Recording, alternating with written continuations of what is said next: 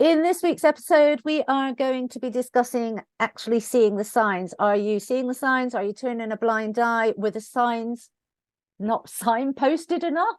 So, without further ado, let's get into it. Hello, everyone. You're listening to All Cards on the Table podcast with Claire and Sylvia, a show that talks about how men and women aren't so different from each other. We just don't speak the same language. We will dissect every topic and put an end to miscommunication. So, get ready to get uncomfortable.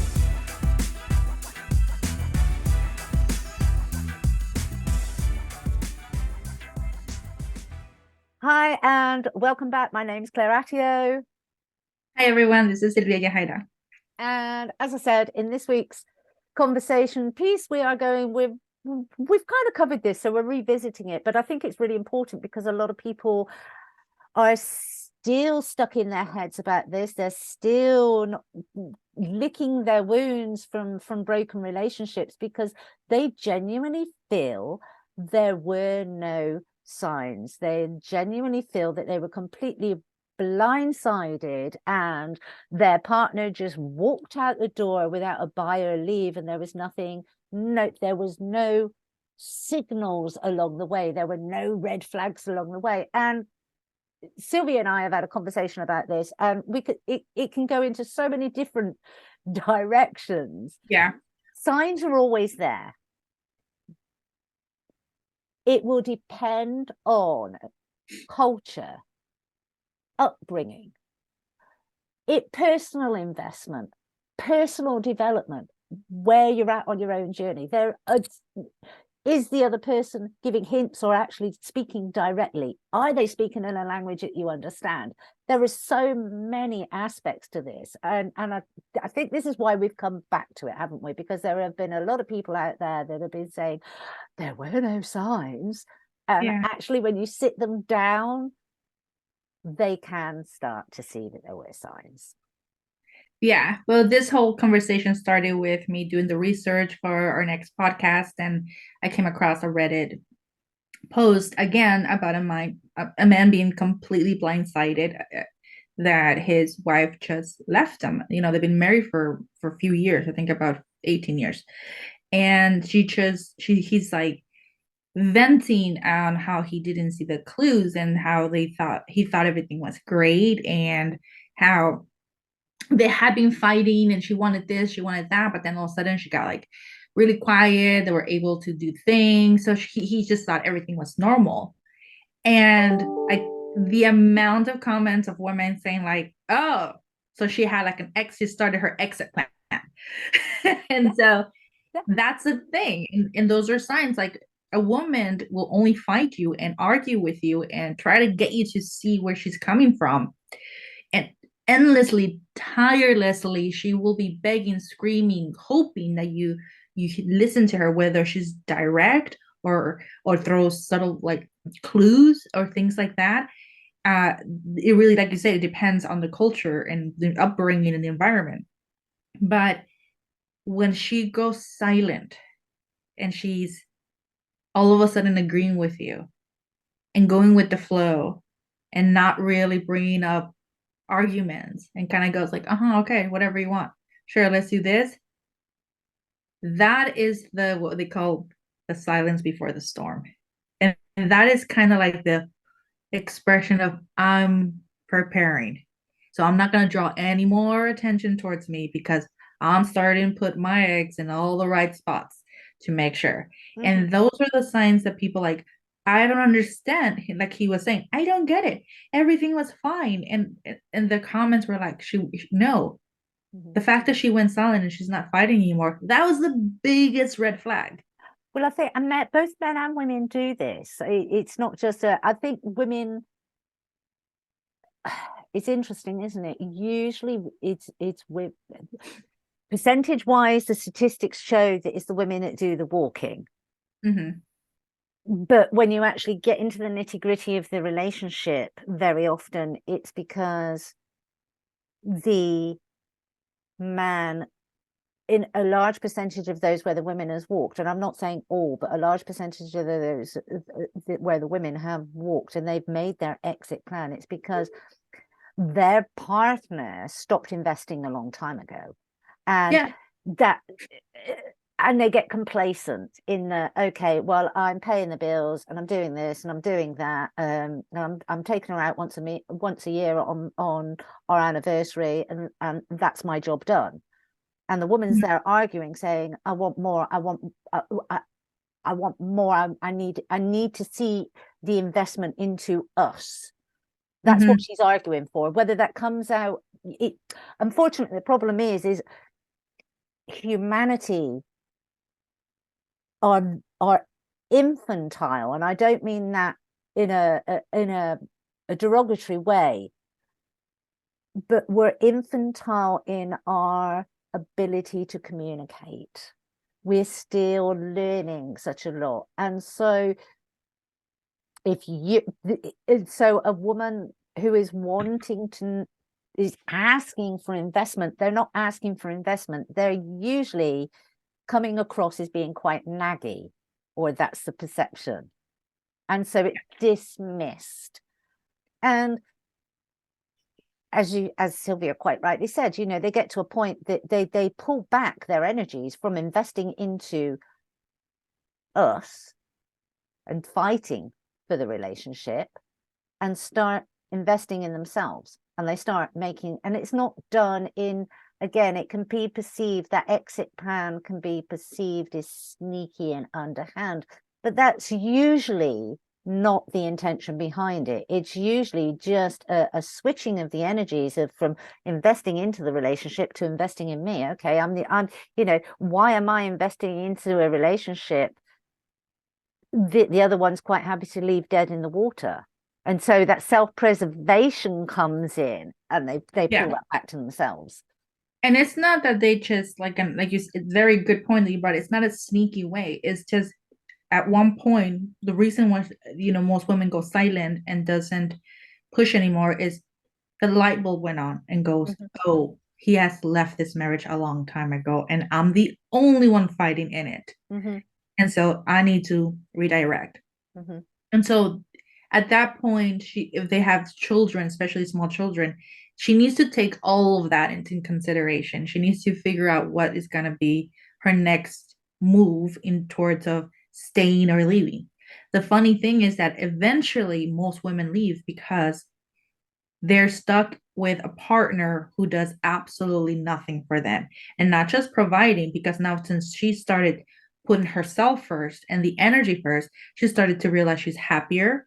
She's actually starting to build relationships outside the marriage. So she's starting to gain more confidence in herself. She's probably also going back to work because now she's investing in her growth and education.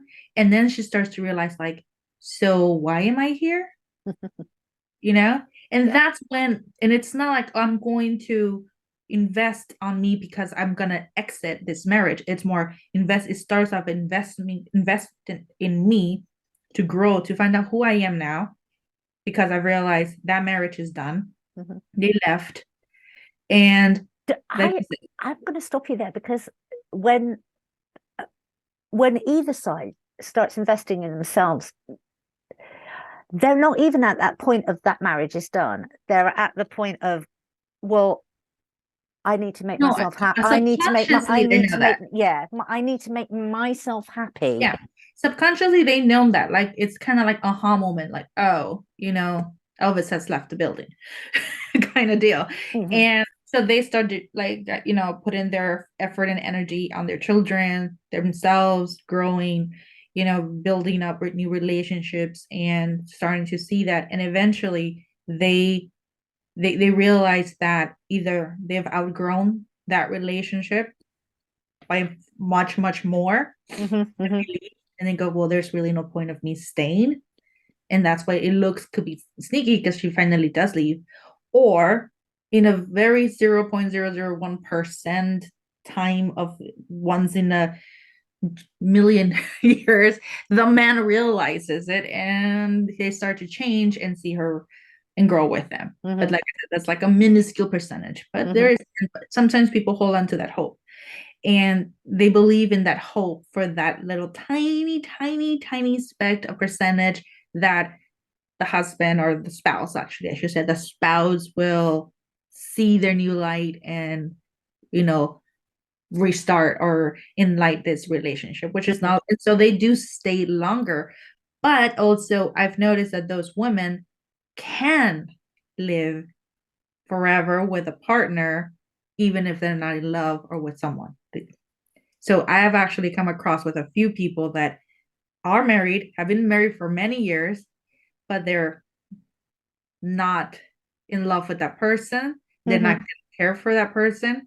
And they live pretty calmly. They live pretty well. And I know that there's the majority of them are women. They have learned to live as a single person with the partner.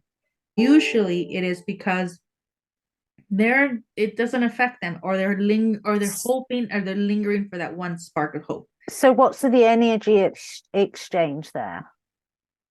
Because I mean, there's those the few women that I've met, they're content, they're happy with what they have, because now they found that energy within themselves, and they don't ask anything from the partner in return. so why stay? That's why I said you have that 1.000. But this is it. There is always an energetic exchange of some sort. You can, the many times that I've asked them, they just say, yeah, there was a point in leave. They don't have a reason to stay. They don't have a reason to go. They're just there. Mm-hmm. Like, and I know that a lot of people have asked them to leave their spouse, and maybe they can find somebody. It's like I said, it's a whole different thing, but that's a whole different topic.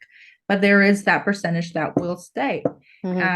because that's most of the time, and you tend to see it more in the older generation, because they were brought up a certain way, so they can live a loveless, unromantic, unattached, no relationship marriage, and just kind of be roommates at that point, Mm. and they're happy with that. But even that person has started to invest on themselves, and the other person just kind of stood around. The problem here is kind of like when the woman realizes that, oh shoot, I just dawned on me that this relationship is over. No matter how much I kick, scream, and shout, nothing's gonna come out. You can have a woman go like, I need you to take me out to dinner once a week. I need to go to a vacation, just you and me, once a year. I want flowers for my birthday. I want you to bring coffee to me every morning. I want you to, every now and then, surprise me with something nice. And no matter I mean, that's pretty direct. And the men still fail to do that. That's when you as a woman need to ask yourself, am I going to be part of that 0.1 microscopic percentage and stay in this relationship, or am I going to go? Mm-hmm. And that's where I think a lot of women tend to go, oh, I get it. All right, what's my next step? And then they start investing on themselves. They start looking into it themselves. I know I had another client who actually went back to school and started to build new relationships. And that's when you see those women that are like, oh, you look so much better after your divorce, because they glow and they're so much beautiful after the divorce. It's because they had started to invest on themselves for the first time. Mm-hmm. While they were with their partner, their whole entire energy was going towards saving that marriage, saving or wanting that partner to be in their lives. Yeah, I mean, I think from my perspective in the coaching that I do is I like to get people into that place of sovereignty, because then the person that you would choose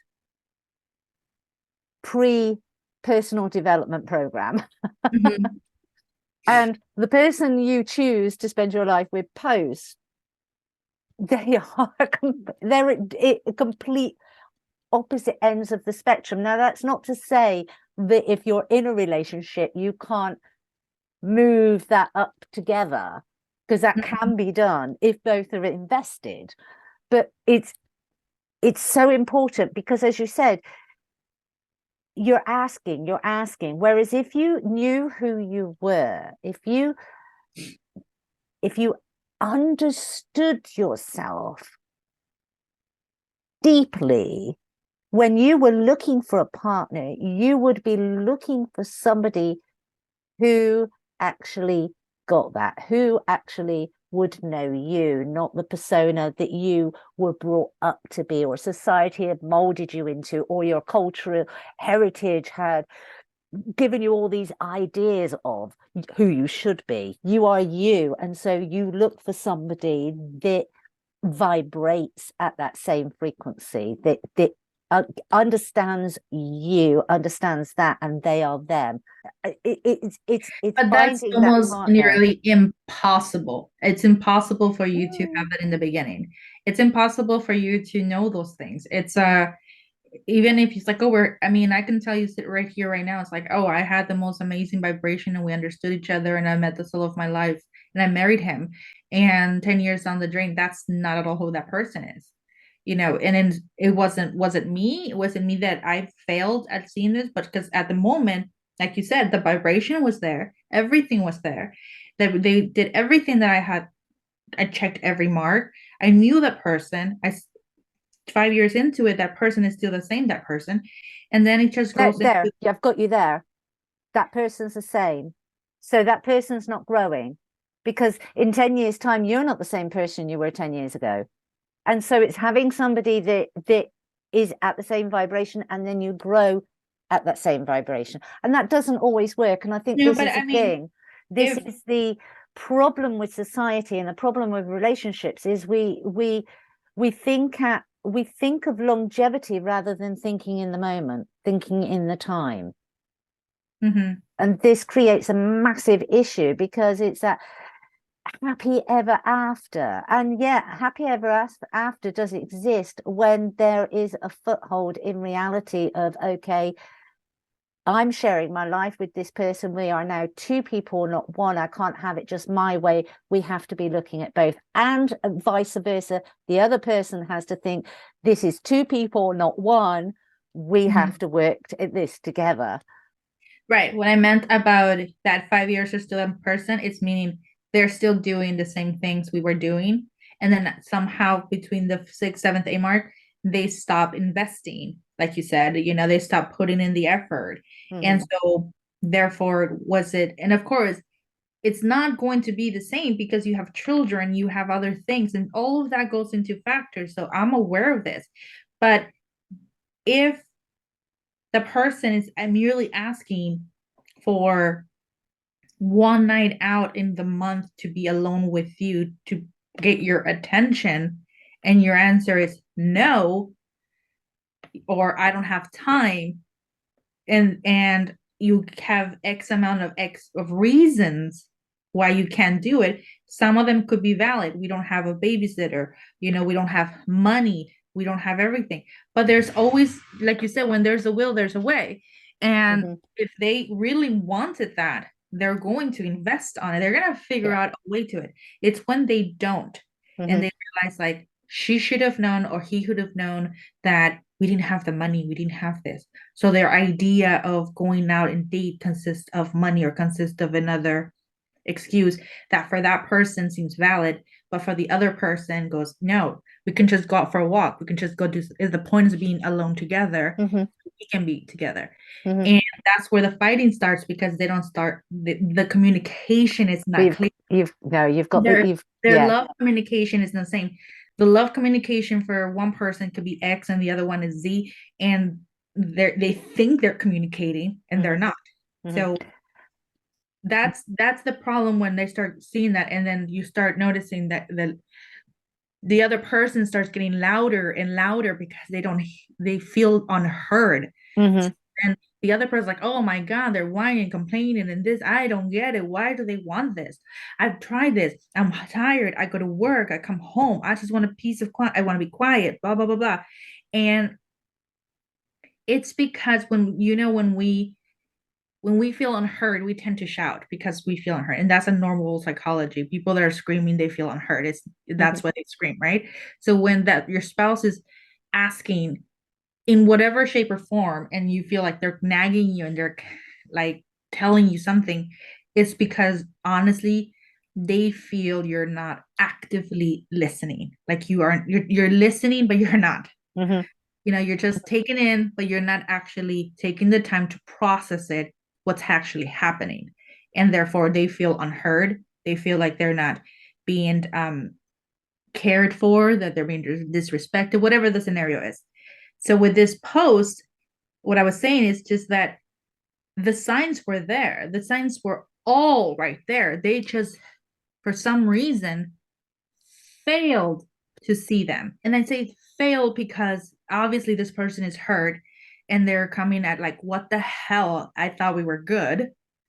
Because there are other men that purposely do it in hopes that she does leave. So because they're Yeah. done. Yeah. And you won't see those people write a post in Reddit talking about what the hell happened. My wife just left me. They're just kind of like, oh yeah, well, marriage fell apart because that was their end goal. Okay. And sometimes men do this because they don't have it in them to end the relationship. So they push it to the woman so they leave. And Hmm. sometimes it's because it's monetary or whatever. And they're playing a game and they know what they're doing. So that's all to me, it's one of those things that if you see a woman all of a sudden, especially a woman, be quiet and just go with the flow and you think your marriage is good, that's a massive red flag. Massive. Yeah. Yeah, it is. And they are there. And if you are one of those people that feel that you've been blindsided, rather than, I mean, yes, you're going to sit there and you're going to lick your wounds for a while, but rather than staying there, step up for yourself Mhm. and honestly review what happened. Because as Sylvia and I said, those signs are there. So was it something in your upbringing? Was it something in your cultural background? Was it something in your own belief systems that made you think everything was okay, whilst in fact you were being told it wasn't? Mhm. And don't take that, learn from it, but don't, because the other thing that I see such a lot is people sit, they then lick their wounds, they then review, they go, oh, that's what I did wrong. And then they go into a new relationship thing, I've got to do this, I've got to do this, I've got to do this, I've got to do this. No, go into the relationship and discuss as a couple Mhm. what is important to you both. Don't generalize a relationship that is intimate and should only be the two of you with the important decisions. Why would you bring the whole freaking world into the mix? Talk together, decide together what are going to be red flags for you, what are going to be intimate moments for you. What is the language that you're going to talk to each other? Are you going to be forthright and blunt and openly say what you need? Are there going to be your own little language between the two of you? Discuss it. Don't automatically come out of a relationship review, take the gems of, taking the gems of ownership. And they are gems. Even when you've made a mistake, they are gems because they are an opportunity to learn and grow. So they're gems. But don't automatically just assume that you have to do X, Y, and Z so you don't ever make those mistakes again. Because with another human being, that whole dynamics changes. And I think this is a massive thing that we forget is each of us of the individual within a collective. And we go into relationships with ideas of, and there are some kind of presets, there are some things, but it's about learning that person that you're possibly wanting to spend the rest of your life with, learning them and letting them learn you honestly, Mhm. openly. And I think that's a good place to end this, Mhm. unless you've got anything else to add to that, Sylvia. No, no, no. I just think that like I said, like you said, start a new relationship fresh and take what you've learned and of course don't bring any of the past into the new one. That's very important. But no, I think that's a good way to end it. Right. So that's bye-bye from me. And me. And like always, don't forget to subscribe, like, and share. Till next time. Bye-bye. Thank you for listening to today's episode. If you haven't already subscribed, please do so, and please leave a review, as it helps us grow and bridge the gap between the sexes. If you have any topics you would like us to cover, shoot us an email. Until next time, go out and practice putting all your cards on the table with no judgment, expectations, and fear.